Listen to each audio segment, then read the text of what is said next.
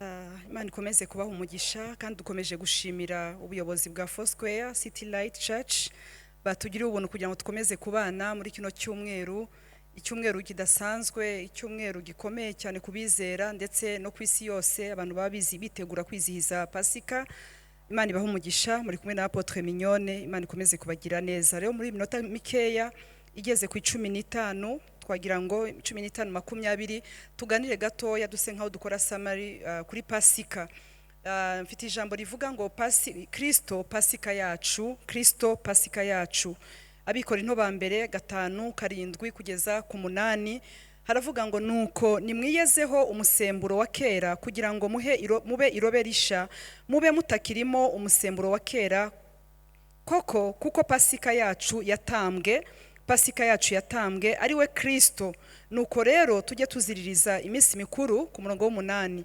Nuko rero tujye tuziririza iminsi mikuru tudafite umusemburo wa kera cyangwa ari wo gomwa n'ibibi, ahubwo tugira imitsima idasembuwe ari we kuri kutaryarya. Amen. Yesu niwe Pasika yacu. Haleluya. Hari Pasika tubona mu isezerano rya kera, ariyo Pasika tubona mu Kuva 12 uhereye ku murongo wa mbere.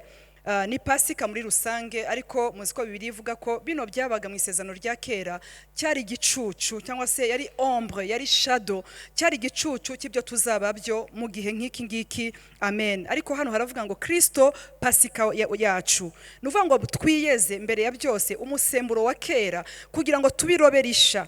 Haleluya. Kugira ngo tubashe kuba ngo tutakirimo umusemburo wa kera, kuko koko Pasika yacu yatambwe, iyacu yaratambwe ari we Kristo. Nuko rero tujye tuziririza iminsi mikuru. Nuvuga ngo iyi minsi mikuru tugiye kujyamo iremewe, muyiziririze mudafite umusemburo wa kera cyangwa se ari we gomwa n'ibibi, ahubwo tugira imitsima idasembuwe ari we kuri no kutaryarya. Reka tugiye mu Kuva 12 n'amagambo dukunze gusoma mu gihe twibuka cyangwa se twibuka Pasika. N'umuryango n'igihe cy'Abisirayeli, igihe bagombaga kuva muri Egypte, bagomba kuva mu butware, mu gutsikamirwa cyangwa se muri captivity, mu kuba munsi y'uburetwa bwa Farao. Ahangaha Uwiteka abwiriza Mose bya Pasika. Nuko Uwiteka abwira Mose na Aroni ati, mu gihugu cya Egiputa uku kwezi kuzababere imfura y'amezi, kuzababere ukwezi kwa mbere mu myaka. Mubwire iteraniro ry'Abisirayeli ryose kuwa 10 uko kwezi umuntu wese yiyendera umwana w'intama, umuntu wese yenduwe uko amazu yabase ari, umwana w'intama umwe mu nzimwe, kandi nibinzu ari nto itari bumare umwana w'intama asangire n'umuturanyi we bahereranye, bawufatanye uko umubare w'abantu uri, uko imirire y'umuntu wese iri, aba ariko muzabara umubare w'abasangira umwana w'intama. Umwana w'intama wanyu cyangwa se umwana w'ihene ntazagira intenge, abe sans défaut, ntagira intenge, azaba afite isekurume itaramara umwaka. Muzawukure mu ntama cyangwa se mu ihene. 6 muzawurindirize umunsi wa 14 uko kwezi, iteraniro ryose ry'Abisirayeli bazawubikire nimugoroba. Bazende ku maraso, ku murongo wa 7 mureke tuhasurinye cyane, ngo bazende ku maraso bayasige ku nkomanizo zombi no mu ruhamo rw'umuryango by'amazu bawuririyemo. Muri iryo joro bazarya inyama zawo zokeje, bazirisha imitsima idasembuwe, bazirishe n'imboga zisharira. Haleluya. Ntimuzazirya ari mbisi cyangwa se zitetse, keretse zokeje. Igihanga cyawo n'iminono yawo n'ibyo mu nda yawo ntimuzagira icyo musiga ngo kirare. Haleluya. Iziraye muzazose. 11 uba ariko muzazirya mukenyeye, mukwesa inkweto, mwitwaje inkoni, muzazirye vuba vuba. Iyo ni Pasika y'Uwiteka. Amen. Ureke kugira ngo mvuge intego cyangwa se mvuge vuba vuba ku ntego ya Pasika. Ahangaha tubashe kubona mu isezerano rya kera, muzi ko ubwoko bwa Isirayeli bwamaze imyaka 430. Sindi busubire mu mateka ukuntu Imana yabwiye Abrahamu ko bazamara imyaka 400 bari muri Egypte, imyaka 400 basingano z'Abanyegiputa, imyaka 400 bakora ariko batunguka, imyaka 400 bababaye, imyaka 400 bari mu mwijima, imyaka 400 bari kure, bari mu gihugu cy'uburetwa. Ariko igihe kiragera hariya mu Kuva 5 ku murongo wa mbere, Mose Imana iramubwira na Aroni ngo bagende babwire Farao ngo mugende mwizihize iminsi mikuru mu butayu, ngo mubwire Farao ngo arekure ubwoko bw'Imana bugende bwizihize, aburekure bujye kwizihiza.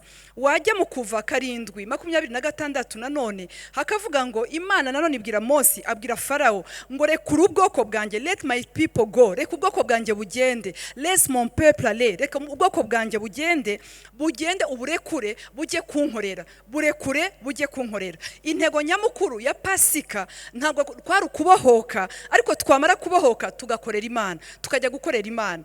Ahangaha rero Farawo yakomeje kwinangira, Kuva 5 arinangira kugeza no mu zindi chapitre arinangira, ariko bigeze mu Kuva 12 Pasika ibiraje, bene data, ibiraje nibwo Imana haleluya yababwiye ngo uku kwezi kuzaba imfura y'amezi, ariko hariho condition, nuko mugomba gufata umwana w'intama mukamusangira, mukabasha kumutamba akaba imole, babyita mu gifaransa ngo l'agneau imole, akabasha gutambwa mukamwotsa, mukabasha kumusangira mu miryango yanyu. Ariko n'uburi muri famille idashobora kumumara, muzishira hamwe n'indi miryango ndetse mwishemwe n'abaturanyi, ariko a condition ko mumurya mukabasha kumumara. Uyu munsi ndahuza isezerano risha n'isezerano rya kera kugira ngo tubashe kubyumva neza. Bene data, Pasika muri iki gihe nanone Bibiliya twasomye ko Yesu Kristo ariwe Pasika yacu. Bivuga ngo Kristo amaze kudupfira ngo niwe Pasika yacu yuzuye, niwe watambwe, ariko Bibiliya ikadushiraho condition ivuga ngo nuko rero muba marobe mashi, mwe kugumana umusemburo wa kera. Hari byiza byabaye kera, ariko noneho we niwe ntama w'Imana, niwe mugomba kurya, ariko mukamurya wese. Haleluya. Ahangaha bavuze ngo bamutambe, ntabwo bamutambye, ntabwo yabaye intama iri sacrifice gusa cyangwa se itambwe gusa, ahubwo barayiriye, byabaye ngombwa ko babisangira. Niyo mpamvu iyo twizihiza Pasika tukibuka ko Kristo yapfuye akanazuka, bese tuba ducelebra, tuvuga resurrection, twibuka igikorwa Yesu Kristo yakoze ku musaraba, ntabwo bigarukira aho ngaho, ahubwo nuko tugomba kumurya. Uyu munsi rero ntabwo tugenda ngo tumurye physiquement, abantu barashugurikaga bagashaka intama, ariko twebwe ntabwo dushugurika. Yesu yarabikoze neza. Amadini menshi cyane avuga Imana, bakakubwira Imana ukumva barakubwiye n'ibyo ugomba gukora bihagije kugira ngo bashe gutabarwa, ariko Kristo ndamushimira yuko haleluya yaducunguye nta condition, aducungura haleluya atari kujya gushugurika ngo tujye gushaka umwana w'intama, ahubwo atubera Pasika yuzuye, atubera Pasika nzima. Ariko hanano muri Kuva 12 haravuga ngo mumurye, nimumara kumurya mumudame, haleluya, mumurye, ntabwo ari kwangura ry'ukuguru, oya. Dufite abakristo bari igice, haleluya, bari mu gakiza ukabona bari igice, ugasanga yariye ku kuguru, ugasanga yariye ku kuboko, ariko hano haravuga ngo mumurye wese, ni kumurya wese. Ariko ku murongo wa 7 Kuva 12 ku murongo wa 7 haravuga ngo nanone amaraso ye, nivuga ngo yego mwari umwana w'intama, yego mwizije Pasika, ariko hari ikindi kintu kirenze kuba mwabashije kurya kuri Pasika, nuko hari amaraso y'umwana w'intama. Ayo maraso rero hari akazi agiye gukora. Kuri 7 ngo mugende haleluya muyashire ku nkomanizo. Inkomanizo mu gifaransa baravuga ngo les poteaux, les deux poteaux, inkomanizo z'imiryango. Reka tuhasome, sindi busubire muri Bible, ndiho ndakoresha iminota bampaye neza. Ngo mugende musige ku nkomanizo z'imiryango, ni kuvuga ngo mumurire mu nzu zanyu, ntimurire hanze y'inzu. Ariko hamwe nuko muri izo nzu zanyu, izo nzu zifite imiryango yabaga iri ku mazu yabo, ariko iyo miryango bivuga les portes, na hantu umwanzi ashobora kunyura, na hantu umwanzi ashobora guca, ariko muhasiga amaraso, muhashira amaraso, ariko muyashire ku nkomanizo. Inkomanizo zabaga ari ebyiri mu gifaransa babyita les poteaux, les deux poteaux zabaga ziri ku muryango. Ariko nanone ntimushire ku nkomanizo z'imiryango amaraso gusa, ahubwo amaraso muyashire no kuri lento. Lento rero mu gifaransa na ahantu hejuru, nanone ku nkomanizo no kuri lento hejuru muhashire amaraso. Nimumara kuhashira amaraso, haleluya, Imana ishimwe cyane, umwanzi azanyuraho, marayika urimbura azanyuraho, nako azanyuraho, ariko mwebwe nta kizabageraho, kuko ya maraso ari ku nkomanizo z'imiryango yanyu. Inshuti yacu bene data, turya kuri Pasika tugomba no kwibuka amaraso ya Yesu, tukibuka ko ya maraso yakoze akazi kadasanzwe.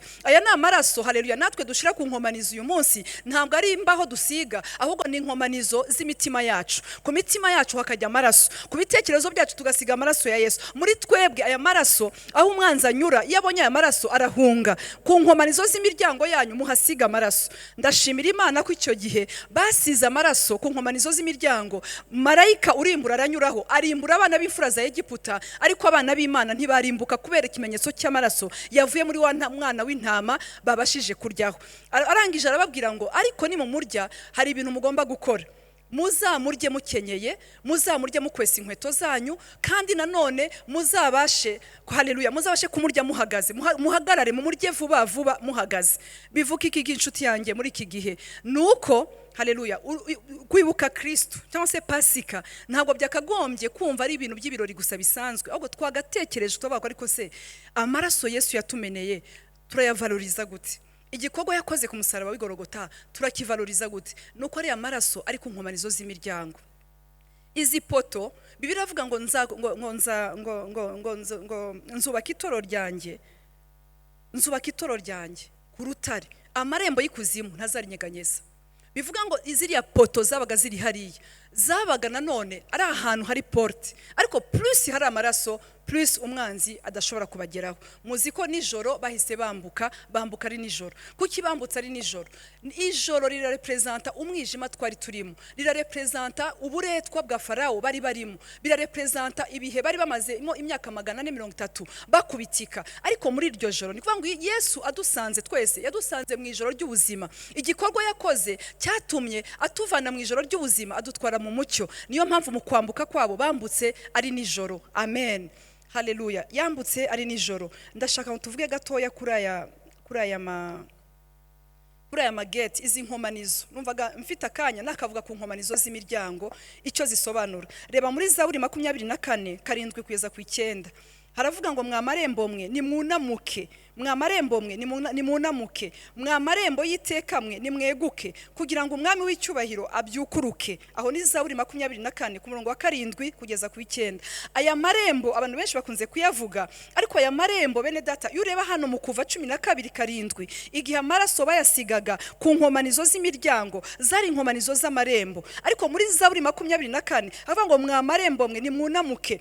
Pasika cyangwa se kuzuka kwa Kristo kwaje kunamura amarembo. Amarembo yari yarafunzwe, amarembo y'ikuzimu yari yasamye ku buzima bwawe. Amaraso ya Yesu Kristo ashiraho stop ku marembo, ngo mwamarembo nimwunamuke, mwamarembo y'itekamwe, ngo ni eternal gates, mwamarembo y'itekamwe nimweguke, kugira ngo umwami w'icyubahiro abyukuruke.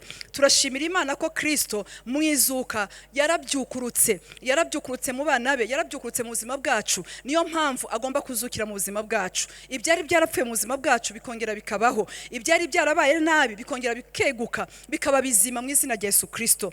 Haleluya. Ahangaha havuga ngo mwamarembo mwe nimweguke.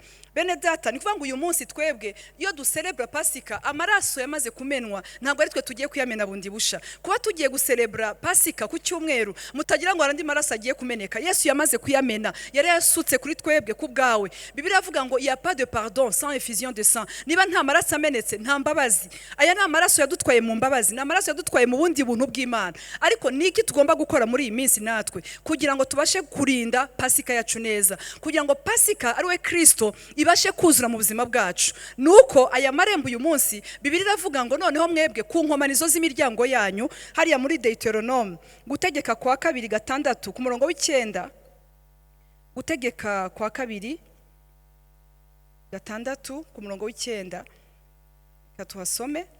Haravuga ngo uyandike ku nkomanizo z'inzu yawe no ku byugariro byawe. Ni kuvuga ngo this time mwebwe, haleluya, umwana w'intama twamaze kumurya, amaraso ye ari ku nkomanizo z'imiryango. Ariko uyu munsi mutagira ngo ni imiryango nk'iriya tubona myiza. Ishobora kuba yari imiryango iri painted, ishobora kuba yari imiryango imeze neza cyane, ariko ubwiza bw'iyo miryango nta maraso umwanzi yashoboraga gupenetra akinjira. Ariko hagombaga connection y'amaraso kugira ngo umwanzi atabasha kwinjira akarimbura imiryango ya Israel muri Egypt. None uyu munsi twebwe nta maraso tugiye kumena. Yesu Kristo amaraso yamenye une fois pour toutes. Ariko niki dusabwa? Umva uko havuga. Haravuga ngo uyandike ku nkomanizo z'inzu yawe no ku byugariro byawe. Noneho ayo mabwiriza, amategeko y'Imana ugende uyandike. Uyu munsi amategeko y'Imana ni ijambo ry'Imana. Iyo twubasha ijambo ry'Imana mu buzima bwacu, tukubaha ijambo Kristo yadusigiye, tuba turubaha bya bikorwa yakoze ku musaraba Igorogota, tuba turubaha ibyo yakoze. Noneho ku nkomanizo z'imiryango yanyu, kuko muri mu isezerano ry'amaraso ya Yesu Kristo mwaranyize nk'umwami n'umukiza. This time rero ndashaka ko ku miryango yanyu muhashira amategeko. Ahangaha ni Mose yabwiraga abana ba Isirayeli abavuga ati noneho ku miryango yanyu amategeko ntakaveho, kandi nanone no kubyugarira byanyu aho muca mwugara muhashira amategeko. Aya mategeko ni ijambo ry'Imana, biravuga ngo ijambo ry'Imana ribe muri mwebwe rigwiriye rifite ubushobozi. Rero natwe iyo twubashe ijambo ry'Imana tukarigenderamo ku nkomanizo z'imiryango yacu, tuba twabashe kubaha igikorwa Yesu Kristo yakoze. Iyo ugiye hejuru aravuga ngo ugire umwete wo kuyigisha abana bawe, ujye uyavuga wicaye mu nzu yawe, nuko ugenda mu nzira, nuko uryamye, nuko ubyutse. Uyu munsi rero twebwe ntabwo tugenda ngo tubyandike. Muri Yeremiya aravuga ngo uyu munsi ayo mategeko ari mu mitima yacu. Ntabwo tugenda ngo tubyandike tubwire abantu bose, tubyandike tubishire kuri portail, tubishire ahantu hose, ahubwo uyu munsi ni ubuzima tubamo. Iyo tuvuga ngo Kristo Pasika yacu, ngo Kristo twaramuriye, Kristo twaramuriye. Iyo umuntu yariye Kristo bene data, ubuzima bwe burahinduka. Iyo umuntu yabashe kurya kuri Pasika ariyo Kristo, ubuzima bwe bugenda buhinduka bukaba buzima. Ya mategeko noneho ntabwo tuyashira ku miryango gusa, ahubwo tuyashira mu mitima yacu. Ahantu hari inkomanizo zikomeye ni mu mitima yacu, ariko dushira ijambo ry'Imana mu mitima yanyu kugira ngo mwamarembo mwe abashe kweguka, ya marembo abashe kweguka abyukuruke, kugira ngo umwami w'icyubahiro abone ukwaje. Muri iyi Pasika ndagusengera nanjye nisengera kugira ngo umwami w'icyubahiro abone ukwaza mu buzima bwawe. Umwami w'icyubahiro yinjire mu rugo rwawe, umwami w'icyubahiro yinjire muri famiye yawe, umwami w'icyubahiro yinjire ahantu hose. Tuvuga ngo Pasika nziza, tuvuga ngo Kristo yakoze ikintu kidasanzwe. Ntabwo narangiza, haleluya, sinsigaje iminota nk'itatu ntababwiye yuko igikorwa Yesu yakoze ku musaraba cyari igikorwa cy'ubushake. Ntabwo rwose yabonye birangiye bimurangiranye arangije ngo abwire abantu ngo murabizi bene data ngo disi we ngo birarangiye ngiye kubapfira. Oya, Yohana 10:17 kugeza ku 18. Yohana 10:17 kugeza ku 18. Haravuga ngo igituma data ankunda nuko ntanga ubugingo bwanjye ngo mbusubirane, ndabutanga kugira ngo mbusubirane. Nta wabunyaka ahubwo mbutanga ku bushake bwanjye, nshobora kubutanga kandi nshobora kubusubirana, kuko iryo ni ryo tegeko nategetswe na data. Najya mbabwire bakundwa, haleluya, ubugingo Yesu bwe, ubugingo bwa Yesu yarabutanze, ariko afite droit yo kubusubirana. Yarabutanze atari kuvuga ngo wenda agiye kudupfira ko yabuze ko agira, ahubwo yarabutanze. Yari shwa, cyari ikintu yemeye, cyari ikintu akunze, amen, cyari ikintu yumva yishimiye, yabitanze. Il a donné sa vie, yatanze ubuzima bwe. Aravuga ngo nta ubunyaka ahubwo mbutanga. Yarabutanze, arabutanga, aragupfira, arampfira, kugira ngo uyu munsi abashe kuba yarazutse mu buzima bwacu. Imbaraga zakoraga muri Kristo Yesu akaba arizo zikora muri igeze zikora muri wowe, kuko yagize ubushake, yabikoze abishaka, kugira ngo ubwoko bw'Imana bubashe kubohoka, bubashe kugubwa neza, bubashe kumukorera. Imana ibaha umugisha, ikomeze kubagira neza. Twitegura Pasika dukenyeye. Mbabara wongera utekereze, se uracyakenyeye ukuri? Kenyera. Ntabwo bari bafite kurya Pasika badakenyeye. Kenyera uvuga uti mwami, ndashaka kongera gukenyera ukuri, ndashaka kongera gukenyera ukuri nk'ukwizera, ndashaka kongera kwambara umukandara wawe. Niba nari narasubiye inyuma ngiye kongera gukenyera. Ngomba kurya Pasika ariko nongeye gukenyera. Ngomba kurya Pasika nkwesa inkweto. Bivuga ngo urugendo ruracyakomeje bakundwa. Niyo mpamvu babwiye Farao ngo reka abana b'Imana bajye gukorera Imana ariko mu butayu, bajye gucelebra mu butayu. Uru rugendo turimo ni urwa celebration ariko yo mu butayu. Iyi si ni ubutayu, ariko hamwe n'ubutayu buri mu isi ntabwo tugomba gutakaza celebration. Tugomba gukomeza kwizihiza, tukanezerwa, corona yahaba itahaba, tugomba kwizihiza ariko turekonesa icyo Kristo yakoze mu buzima bwacu tukakigenderamo. Mureke dusenga Imana. Data, turagushimiye mu izina rya Yesu, tugushimiye aya mahirwe, tugushimiye ubu buntu mwami baduhaye kugira ngo muri minota 15 tubashe kuganira kuri Pasika. Mwami ndakwinginze kugira ngo deliverance y'abana bawe uko yabaye mu gihe cy'Abisirayeli ari bariko deliverance yacu ibasha kuba yuzuye. Reka mwami umuntu yumva ari muri captivity y'ubuzima, abari mu bibazo bitandukanye, uri Imana ikiza uburetwa. Wowe wavanye Abisirayeli muri rya joro, muri buriya buretwa, n'uyu munsi uracyari wa wundi, uracyari ya Mana yatabaye Abisirayeli. Ariko ikirushijeho turagushimiye Kristo, wowe Pasika yacu watubwiye ngo tuvreke umusemburo wa kera, umusemburo ushaje. Mwami, ngo kuryarya ndetse no kutagira ukuri, ndakwinginze kugira ngo wongere utuvugurure, twongere turekonese icyo wakoze, tukigenderemo twambaye dukwesa inkweto kandi duhagaze vuba vuba. Kandi nanone ntitwirengagize ubusabane n'abera, ubusabane na bene data, aho tugiye guhagarara tugasangira n'imiryango yacu mu miryango, ngo basangiriye Pasika, basangira umwana w'intama mu muryango, ngo kandi bamurya wose. Mwami Imana, nukuri twarakubonye, hari aho twakubonye mu buzima bwacu, ariko dukundire muri iyi Pasika y'ibihumbi 2021 tukurye wese Kristo, tukunezererwe, ntihagire igice kimwe gusa dufata muri wowe ngo tureke ikindi, ahubwo tube inzandiko, haleluya, zizwi ngo kandi ngo zisomwa n'abantu bose. Urakoze muri byose mu izina rya Yesu, amen.